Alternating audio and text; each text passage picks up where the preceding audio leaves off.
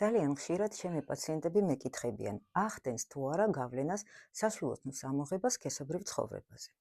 თუ ამოღებულია მხოლოდ საშვილოსნო და საშვილოსნოს ყელი, საკვერცხეები აგრძელებს ჰორმონების გამომუშავებას, ამიტომ ჰორმონალური დონე სტაბილური რჩება და ლიბიდო და აღზნება როგორც წესი არ იცვლება. ბევრი ქალი ვერ ამჩნევს სიამოვნების შემცირებას, ვინაიდან მგრძნობელობის ძირითადი არე, კლიტორი და საშო რჩება.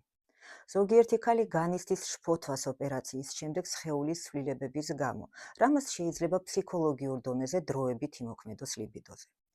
თუ ოპერაციის დროს ჩატარდა ასევე საშოს პლასტიკა, რის გამო მოხდა საშოს დამოკლება, ოპერაციის შემდგომ გარკვეული დრო შესაძლოა ჰქონდეთ დისკომფორტი სქესობრივი ურთიერთობის დროს. და თუ ოპერაციის დროს საშვილოსნოსთან ერთად ამოღებულია საკვერცხეებიც, ეს იწვევს ესტროგენის დონის მკვეთრ შემცირებას, რამაც შეიძლება გამოიწვიოს ვაგინალური სიმშრალე, ლიბიდოს დაქვეითება და მენოპაუზის სხვა სიმპტომები. ამ შემთხვევაში ექიმმა შეიძლება დაგინიშნოთ ჩანაცვლებითი ჰორმონალური თერაპია და ასევე საშოს დამატენიანებელი საშუალებები. უმეტესად საშვილოსნოს ამოღების შემდეგ სქესობრივი ცხოვრება იგივე რჩება ან უმჯობესდება, რადგან ოპერაცია იყო ჩატარებული საშვილოსნოში არსებული პათოლოგიური პროცესების გამო და ეს ოპერაცია იყო ჩატარებული სამკურნალო მიზეზით.